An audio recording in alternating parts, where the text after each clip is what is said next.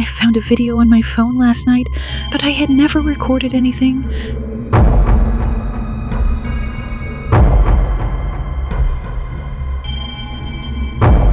It started on an ordinary evening when I plopped onto my couch, scrolling through my phone, looking for something to watch. That's when a notification flashed. A video file labeled "Watch Me." Curiosity piqued. I opened it. My heart raced as the screen flickered to life, revealing a dimly lit room. The air felt heavy and the atmosphere was thick with dread.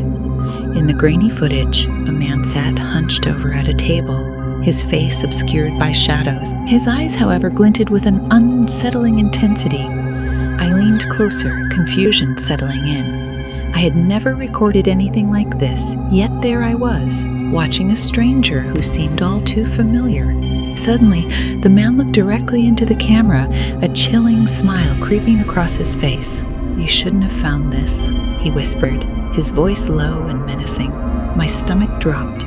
I had no idea who he was, but the feeling of being watched enveloped. As the video continued, I recognized snippets of my own life. The street corner where I walk every day, my favorite coffee shop, even my bedroom window. Panic surged through me. Was someone stalking me? I glanced around my dimly lit living room, the shadows growing darker. Height. The video cut to scenes of me sleeping, moments from the past week where I had felt an inexplicable chill, as if someone was lurking just out of sight. My breath quickened as I realized the truth. I had been filmed without my knowledge. Then the screen shifted again. The man stood now holding a camera, and he was closer to my house than I'd ever imagined. He looked right at the camera again, his grin wider, eyes gleaming with madness. "I'm coming for you," he said, his tone dripping with malice. I felt frozen, unable to look away. My heart raced faster with each frame, the tension building until the video abruptly cut out, leaving me in a suffocating silence. I glanced at the timestamp. It had only been 5 minutes, but it felt like an eternity. Just as I was about to process what had happened, my phone buzzed. A message from an unknown number flashed on the screen. "Did you enjoy the show? I'll see you soon." I dropped the phone, my breath hitching in my throat. It was too quiet. I stood up slowly, heart pounding, every instinct screaming at me to run. The world outside felt foreign, like I was being watched from every shadow. That's when I heard it, a faint tapping at my window.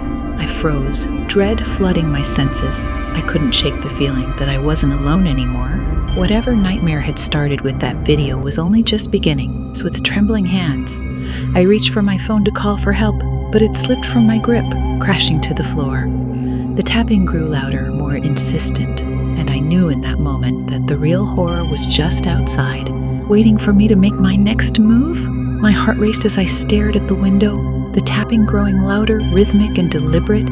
Every instinct screamed at me to flee, reeling from the horror I had just witnessed. I took a hesitant step toward the window, curiosity battling with fear. The tapping stopped, and in the eerie silence, I could hear my own heartbeat pounding in my ears. Peering through the curtains, I squinted into the darkness, but all I could see was the silhouette of my yard. Shadows stretched and twisted under the dim street. Suddenly, my phone buzzed again, a notification lighting up the screen. I hesitated before picking it up, dread creeping back. The message read, "Look outside, I'm waiting." Adrenaline surged through me, and I felt a primal urge to run, but I couldn't resist the pull of that message. I took a deep breath, steeling myself for whatever I might see. Slowly, I pulled the curtain aside just a fraction, enough to glimpse the world outside. And there he was. The man from the video stood at the edge of my yard, illuminated by the faint glow of the streetlight. His face was twisted in that same sinister smile, eyes glinting with a manic excitement. I could hardly breathe as I registered the sight. He was exactly as he appeared in the footage, down to the tattered clothes and the camera dangling from his neck. I stumbled back, knocking over a lamp. The crash echoed in the stillness, and for a brief moment, I thought he might leave. But instead, he took a step closer, his gaze locked onto mine. The camera swung around as he raised it, pointing it straight at me. "Kneel for the camera," he called out, his voice mocking and gleeful. Panic washed over me, and I sprinted to the back door, frantically searching for a way out. I had to get away from him, get somewhere safe. As I fumbled with the lock, I heard a loud bang against the front door, followed by his voice echoing through the house. "Let's play a game," he taunted, each word dripping with malice. "You hide, I seek. Smile for the camera." My fingers finally found the handle and I yanked the door open, bursting into the backyard. The cool night air hit my face, but I didn't stop to breathe. I ran toward the fence, the only barrier between me and whatever horror he had in store. As I reached the fence, I turned to glance back. He stood at the doorway, the glow of my home behind him casting him in shadow. He raised the camera again, capturing my terror. "Time's running out," he shouted, his voice echoing through the night. "You can't hide forever." I scaled the fence, adrenaline propelling me over the top. I landed hard on the other side, scrambling to my feet and racing down the street. I could hear him laughing, the sound echoing behind me, a haunting reminder that I was not alone. I didn't stop running until my legs burned and the world blurred around me. I sprinted through the darkness, hoping to find safety in the nearest neighbor's house. As I reached a familiar porch, I pounded on the door. For moments felt like hours as I waited, heart hammering in my chest. Finally, the door creaked open, and my neighbor, Mr. Thompson, appeared, confusion etched on his face. "What's going on?" he asked, looking at me with concern. "Someone is trying to kill me. Please, I need to call the police." He stepped aside, urgency flashing in his eyes. I rushed inside, locking the door behind me. Mr. Thompson grabbed his phone, but before he could dial, the lights flickered, plunging us into darkness.